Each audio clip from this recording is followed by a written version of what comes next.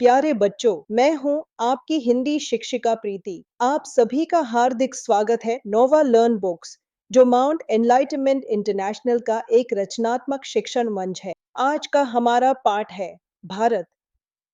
इस पाठ में कवि ने हमारे देश भारत की सुंदरता, महानता और विशेषताओं का भावपूर्ण वर्णन किया है। भारत की पवित्र नदियां गंगा, यमुना, गोदावरी जैसी नदियां हमारी धरती को जीवन देती हैं। भारत की मिट्टी, उसका पानी और उसकी प्रकृति हमें शक्ति, अन्न और समृद्धि प्रदान करती है। यह देश वीरों, संतों और महापुरुषों की भूमि रहा है।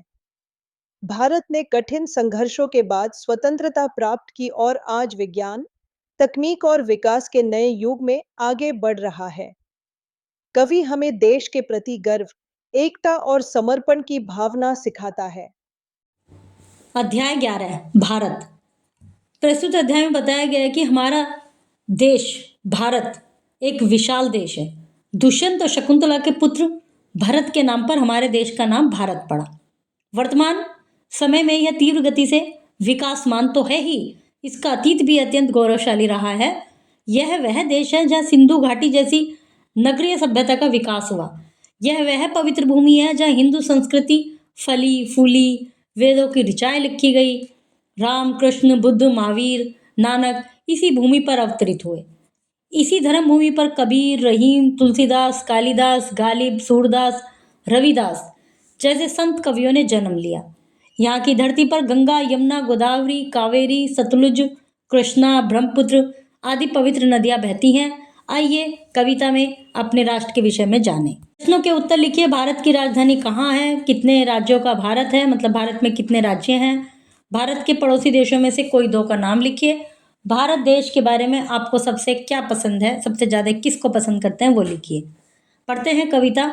हमारा देश भारत में है नदी गोदावरी गंगा, लिखा भूगोल पर युग ने हमारा चित्र बहुरंगा। हमारे देश भारत में नदी है, गोदावरी है, गंगा है और भूगोल भूगोल कहते हैं पृथ्वी को, और पृथ्वी गोल है। तो इस पृथ्वी पर युग से हमारा जो भारत का चित्र है वो बहुरंगा है, बहु कलरफुल है। हमारे देश की माटी अनोखी, मूर्ति वह गढ़ती, धरा क्या स्वर्ग से भी जो गगन सोपान पर चढ़ती। हमारे देश की जो मिट्टी वैसी मिट्टी है जिसमें बड़ी सुंदर सुंदर मूर्तियां जिससे बनती हैं, सुंदर सुंदर मूर्तियां से अनोखी मूर्तियां गढ़ती है हमारे देश की मिट्टी। और पृथ्वी क्या आकाश से भी सीढ़ियों पर स्वर्ग तक, पृथ्वी क्या स्वर्ग तक की सीढ़ियां हमारे देश से जाती हैं।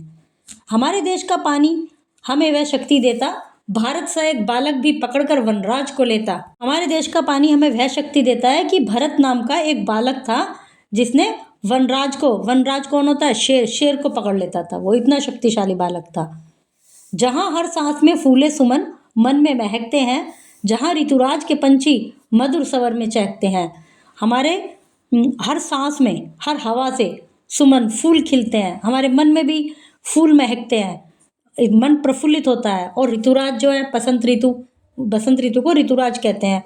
ऋतुराज में, बसंत ऋतु में पशु पक्षी मधुर स्वर में चहकते हैं। हमारे देश की धरती बनी है अन्नपूर्णा सी, हमें अभिमान है इसका कि हम इस देश के वासी हैं। हमारे देश की जो धरती है वो अन्नपूर्णा है। अन्नपूर्णा होती है सबको पेट भर भोजन देने वाली, एक प्रभु भगवान का रूप माना जाता है और पृथ्वी को अन्नपूर्णा कहा गया है। ये सबको भरपेट भोजन देती है। हमें इस बात का बहुत गर्व है कि हम इस देश के वासी हैं। जहाँ हर सीप में मोती जवाहर लाल पलता है, जहाँ हर खेत में सोना कोयला हीरा उगलता है। हर सीप में जो मोती होता है, जो मोती मिलते हैं वो समुद्र से मिलते हैं और समुद्र में सीप से मिलते हैं, तो हर सीप में मोती होता है। और जवाहरलाल नेहरू जैसे लाल हमारे देश में पले हैं, वो यहीं के ही हैं, यहीं पर पले बड़े हुए हैं। जो इतना मतलब जवाहरलाल नेहरू को एक विशेष के साथ जाना जाता है, तो वो भी हमारे देश में पले हैं। और हमारे देश के हर खेत से सोना कोयला हीरा ये सब हमारे पृथ्वी से उगलते हैं, खेत से आते हैं। जिस खेत में फसल हो रही है तो वो सोने के समान है। जिस कोयले की खान है, हीरे की खान है, वो भी सब धरती से ही निकाली जाती हैं। ये सब हमारे धरती से निकलते हैं। सिकंदर विश्व विजय की जहाँ तलवार टूटी थी, जहाँ चंगेज की खूनी रंगी तकदीर फूटी थी। जो सिकंदर था, राजा सिकंदर, उसने विश्व विजय का प्रण लिया था, विश्व विजय का सपना देखा था और विश्व विजय करता आ रहा था, लेकिन यहीं आकर तलवार टूटी, मतलब पराजय हुई। और जो चंगेज खां था, उसके हाथ में तलवार रहती थी, खून से भरी हुई, सबको मारता था वो भी, उसकी भी यहीं आकर हार हुई थी। तकदीर फूटी से मतलब किस्मत उसकी फूट गई थी, वो हार गया था।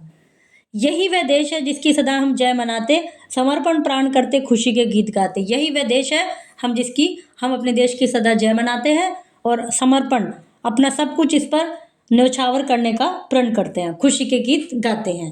उदय का फिर दिवस आया, अंधेरा दूर भागा है, इसी मधुरात में सोकर हमारा देश जागा है।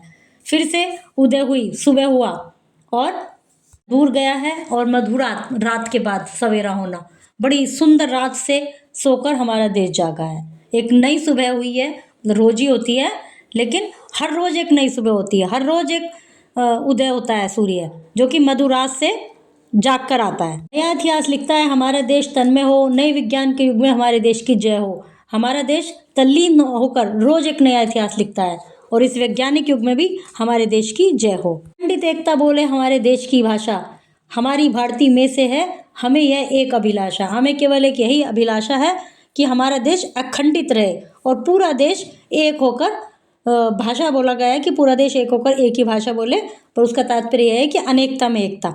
इतने भाषाएं यहाँ बोली जाती हैं, विभिन्न बोलियां, विभिन्न संस्कृति के लोग हैं, उसके बाद भी हमारा देश अखंडित हो, एक हो, अनेकता में एकता नजर आए, यही हमारी अभिलाषा है।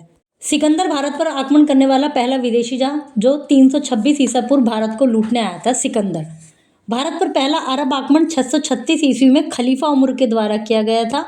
मोहम्मद बिन कासिम 711 ईस्वी में राजा दाहिर को हराकर अरब आक्रमणकारी के लिए भारत का मार्ग खोल दिया था। किसने? मोहम्मद बिन कासिम ने। 11वीं शताब्दी के प्रारंभ में महमूद गजनवी ने भारत को काफी वर्षों तक लूटा। यह पहला तुर्की आक्रमण था। तुर्कों का दूसरा आक्रमण 1182 ईस्वी में मोहम्मद गोरी ने किया था। 13वीं शताब्दी के प्रारंभ में चंगेज खां नामक मंगोलियाई शासक ने भारत को लूटा और खून खराबा किया। 1399 ईस्वी में तैमूर लंग भारत आया और उसने चंगेज खान की तरह कत्लेआम किया। कत्लेआम किया, सबको मारा खूब। तो मतलब भारत पर बहुत सारी विदेशी ताकतों ने हमला किया, लेकिन सबके बावजूद भी भारत सब अपनी सारी सबसे, मतलब यहाँ इतने वीर सिपाही, इतने योद्धा थे कि सबको हराया। प्रिय बच्चों, आज हमने कविता भारत के माध्यम से अपने देश की प्राकृतिक सुंदरता, सांस्कृतिक विरासत और गौरवशाली इतिहास को जाना। मुझे गर्व है कि आपने पूरे मन से यह पाठ सीखा।